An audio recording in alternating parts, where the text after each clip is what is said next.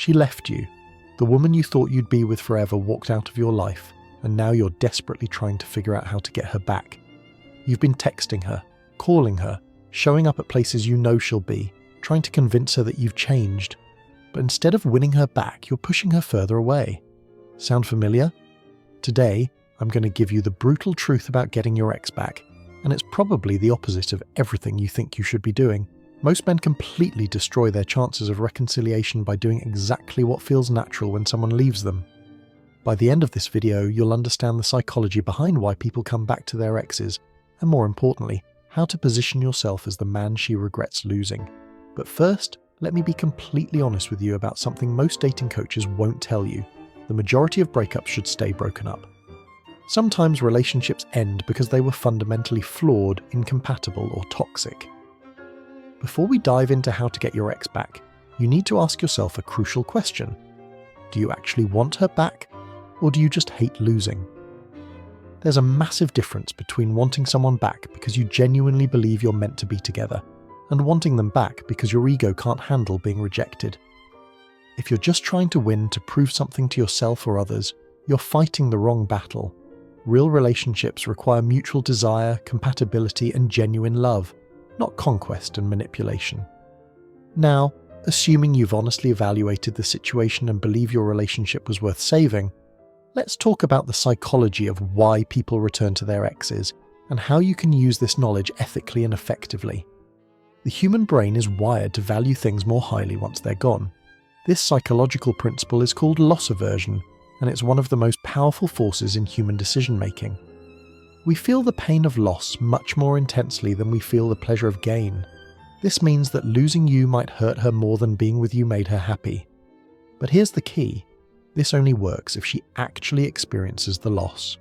If you're constantly texting, calling, and showing up in her life, she never gets the chance to miss you. She never experiences the reality of what life is like without you, because you're still there, just in a more desperate and less attractive form. Think about it this way. Imagine you love eating at a particular restaurant. You go there all the time, it's convenient, and you enjoy the food. But then imagine that restaurant starts sending you daily emails, calling you multiple times a week, and having staff members approach you on the street to ask why you haven't been in lately. Suddenly, that restaurant doesn't seem as appealing anymore. The constant pursuit makes you want to avoid it, even though you used to enjoy going there. That's exactly what happens when you chase your ex. You transform from someone she chose to be with into someone who's desperately pursuing her. The dynamic completely changes, and not in your favor. The psychological principle that governs getting exes back is called intermittent reinforcement. This is the same mechanism that makes gambling addictive.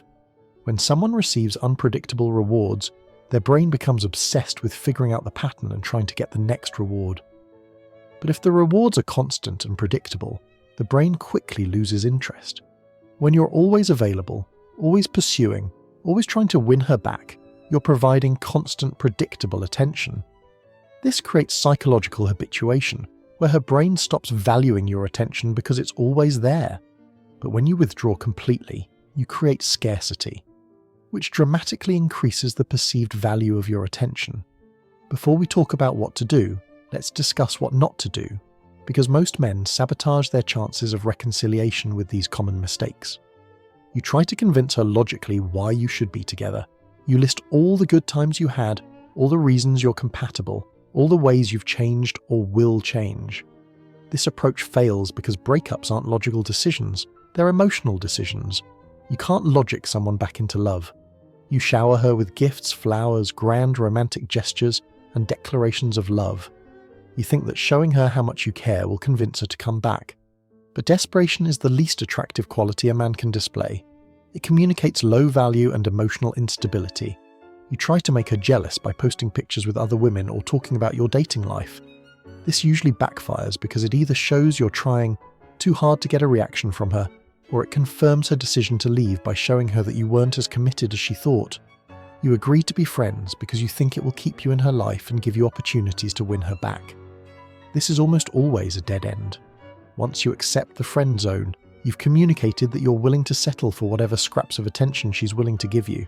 You text her daily, send her memes, comment on her social media posts, and try to maintain constant contact. This prevents her from missing you and makes you seem like you have nothing better to do with your life than focus on her. All of these mistakes stem from the same fundamental error, acting from a position of scarcity and desperation rather than abundance and confidence. The foundation of any successful ex-recovery strategy is what's called no contact. This means exactly what it sounds like. You have absolutely no communication with your ex for a specific period of time. No texts, no calls, no social media interactions, no showing up at places she frequents, no contact through mutual friends. This isn't a manipulation tactic or a way to punish her. It's a strategic withdrawal that serves multiple psychological purposes. First, it allows her to actually experience what life is like without you. Second, it gives you time to work on yourself and become more attractive. Third, it demonstrates that you have the self-control and confidence to walk away when you're not getting what you want. The length of no contact depends on several factors: how long you were together, how the breakup happened, and whether there are external factors like shared living situations or children. Generally, no contact should last at least 30 days, but often 60 to 90 days is more effective for serious relationships. During no contact, you must resist every urge to reach out. This includes birthdays, holidays, emergencies, or any other excuse your brain will invent to justify breaking no contact. Remember, the goal is for her to experience your absence completely. Here's what happens psychologically during no contact. In the first few weeks, she might feel relief. She's probably expecting you to chase her, so when you don't, she might initially feel vindicated in her decision to leave. But as time goes on, and she realizes you're really gone, doubt starts to creep in. She begins to wonder what you're doing, who you're with, and how you're handling the breakup. She might start to miss the good times you had together. She might realize that other men don't treat her the way you did, or don't have the qualities she valued in you. Most importantly, she starts to question whether she made the right decision. But here's the crucial part. None of this psychological shift can happen if you're still in her life providing attention and validation. You have to be completely absent for her to experience the full impact of losing you. No contact isn't just about affecting her psychology, it's about improving yourself. This period should be the most productive time in your life. You need to become a better version of yourself, not just to win her back, but to ensure that if you do get back together, the same problems won't resurface. First, honestly analyze what went wrong in your relationship. Most men want to blame their ex or external circumstances, but the truth is, you played a role in the relationship's failure. Maybe you became complacent, stopped putting in effort, took her for granted, or failed to maintain your own identity and goals outside the relationship. Use this time to address your weaknesses and build your strengths. If you let yourself go physically, get back in shape. If you became socially isolated, rebuild your social circle. If you neglected your career or hobbies, refocus on your goals and passions. If you had issues with confidence, jealousy, or emotional instability, work on developing better emotional control. The goal isn't to change who you are fundamentally, it's to become the best version of yourself. You want to eliminate the behaviors and characteristics that contributed to the relationship's problems, while enhancing the qualities that made her fall for you in the first place. This self-improvement serves multiple purposes. It makes you more attractive not just to your ex, but to women in general.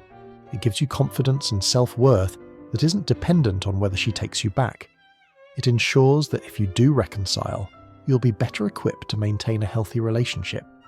Most importantly, it shifts your mindset from scarcity to abundance. Instead of feeling like she's your only option, and you're lost without her, you start to feel like you're a catch who has options. This confidence is incredibly attractive and completely changes how you'll interact with her if and when she reaches out. If you're finding this breakdown of the psychology helpful, please hit that like button and subscribe to the channel. I'm giving you strategies that most men never learn, and your support helps me continue creating content that actually helps guys succeed with women. Now let's talk about what happens when she inevitably reaches out. If you've successfully implemented no contact and worked on yourself during that time, there's a good chance she'll eventually reach out. This contact might come in various forms: a text message, a phone call, a comment on social media, or even showing up somewhere she knows you'll be. When this happens, most men make the mistake of being too eager. They respond immediately, they're overly enthusiastic, and they try to rush back into a relationship. This is a critical error because it communicates that you've been sitting around waiting for her to contact you. The way you respond to her initial contact sets the tone for everything that follows. You want to be warm and friendly but not overly excited. You want to show interest but maintain your value and not appear desperate. Here's the key principle. When she reaches out, assume she wants to see you. Don't get caught up in small talk or trying to have deep conversations over text or phone. Your goal is to get her to agree to meet in person, where you can actually reconnect. Keep your initial response brief and focused on meeting up. Something like, "Great to hear from you. I'd love to catch up in person. When are you free for coffee this week?" This approach shows confidence, gets straight to the point, and doesn't give her time to overthink or change her mind.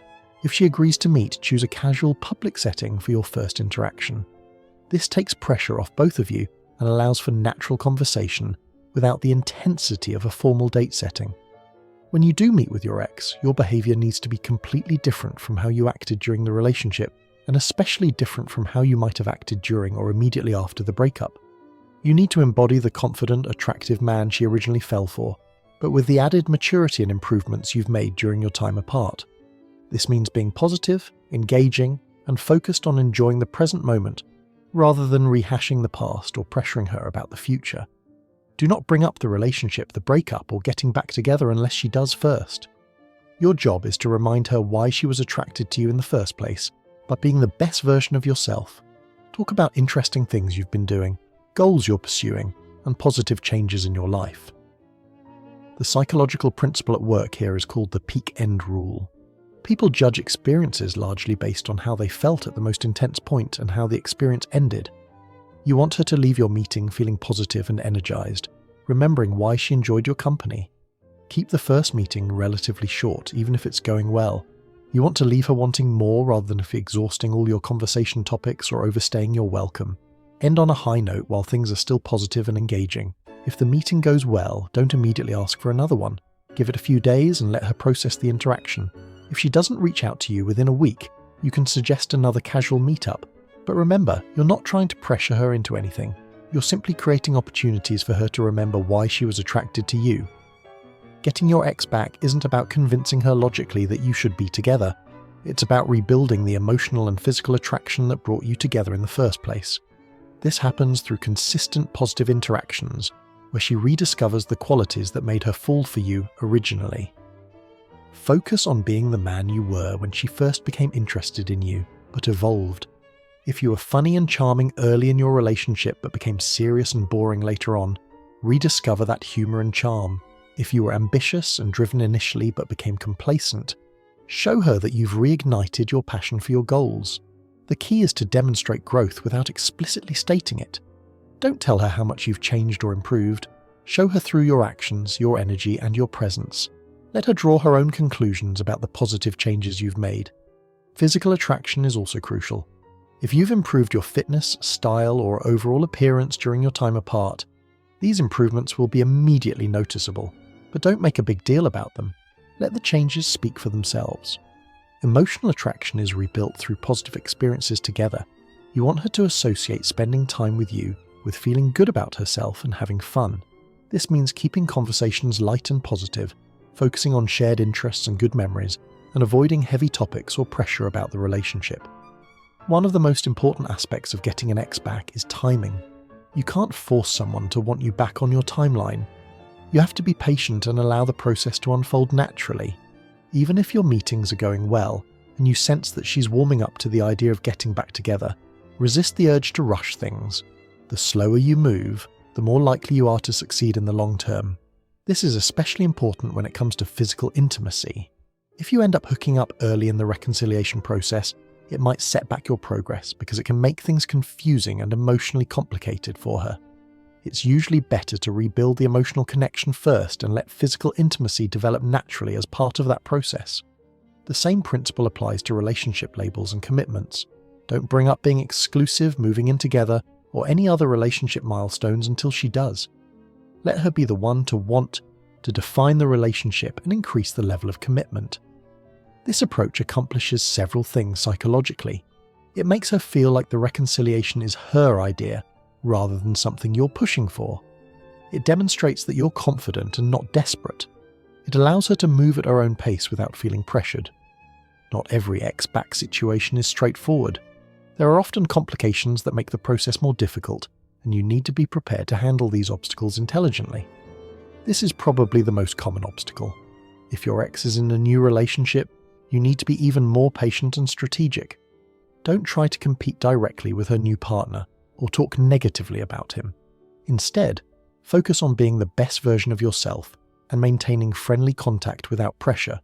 Many rebound relationships don't last, and if you're patient and position yourself correctly, you might get another opportunity when that relationship runs its course.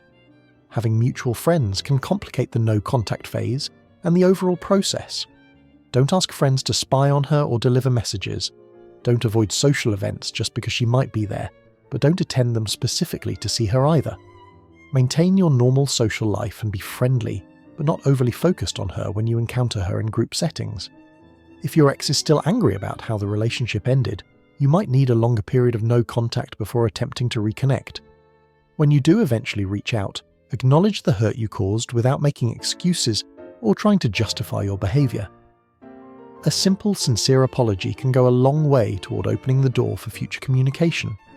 If you or your ex moved away after the breakup, getting back together becomes more complicated but not impossible. You'll need to rely more heavily on phone and video calls to rebuild the connection, and you'll need to be willing to visit or arrange meetings in person when possible. Here's the most important mindset shift you need to make. Be prepared for her not to come back and be okay with that outcome. This isn't reverse psychology or playing hard to get. It's genuinely accepting that sometimes relationships end for good reasons, and forcing something that isn't meant to be will only lead to more pain. When you're truly okay with either outcome, getting back together or moving on, you become more attractive because you're not needy or desperate. You're coming from a place of choice rather than scarcity. This confidence is incredibly attractive and ironically makes it more likely that she'll want you back. This mindset also protects your self-esteem and mental health. If you base your worth on whether your ex takes you back, you're setting yourself up for potential devastation. But if you see this as an opportunity to become a better man regardless of the outcome, you win either way. Remember, the goal isn't just to get your ex back. The goal is to become the kind of man who attracts high-quality women and maintains healthy relationships. If your ex recognizes your value and wants to be part of your life again, great. If not, you'll be in a much better position to find someone even more compatible. If you do successfully get your ex back, the real work begins after the reconciliation. You need to make sure that the issues that led to the original breakup don't resurface. This means maintaining the improvements you made during your time apart and continuing to grow as a person. Many couples who get back together fall into the same patterns that destroyed their relationship the first time. They become complacent again, stop putting in effort, and take each other for granted. Don't let this happen to you. Use the breakup as a learning experience, understand what went wrong the first time, and actively work to prevent those same problems from occurring again. This might mean better communication, maintaining your independence and interests outside the relationship, or continuing to work on personal growth. Also, be realistic about your expectations. Your relationship won't immediately return to where it was before the breakup. You'll need to rebuild trust, intimacy, and connection gradually. Be patient with this process and don't expect everything to be perfect right away. Sometimes, despite your best efforts, your ex won't come back. This doesn't mean you failed or that you're not worthy of love. It simply means that relationship wasn't meant to continue, and that's okay. There are several signs that it's time to accept the situation and move on. If she consistently refuses to meet with you, if she's told you explicitly that she's not interested in reconciling, or if she's in a serious long-term relationship with someone else, it's probably time to focus your energy elsewhere. Don't fall into the trap of thinking that if you just try harder or wait longer, she'll eventually come around. Some relationships are truly over, and holding on to false hope will prevent you from finding real happiness with someone else. The skills and improvements you've made in trying to get your ex back, better physical fitness, improved confidence, stronger social skills, clearer life goals, will make you more attractive to other women. Don't waste these improvements by remaining fixated on someone who isn't available. Whether you get your ex back or not, this experience should make you a better man. Use it as motivation to become the kind of person you've always wanted to be. Focus on building a life that you're excited about, developing skills that matter to you, and creating relationships that add value to your existence. If you found this breakdown helpful and want to continue learning about female psychology and attraction, hit that subscribe button and the notification bell. I'm constantly researching and sharing strategies that actually work, not the fantasy advice you get from Hollywood movies. Drop a comment and let me know your situation. Are you trying to get an ex back? What mistakes have you made that you now realise were pushing her away? Your experiences help other men learn and avoid the same pitfalls. Remember, the most attractive thing about a man is his ability to create a great life with or without a particular woman. Focus on becoming that man, and you'll be amazed at how many opportunities open up for you, both with your ex and with new women who recognise your value. The journey of trying to get your ex back is really a journey of becoming a better version of yourself. Whether she comes back or not, you'll emerge from this experience stronger, more confident and more attractive. That's a win regardless of the outcome. Stay focused on your growth, be patient with the process, and remember that you deserve to be with someone who chooses you enthusiastically. If your ex realizes what she lost and wants to be part of your life again, great. If not, you'll be ready for something even better. Subscribe now, keep working on yourself, and never forget that your value doesn't depend on any one person's opinion of you. I'll see you in the next video where we'll continue building the mindset and skills that make you irresistible to high-quality women.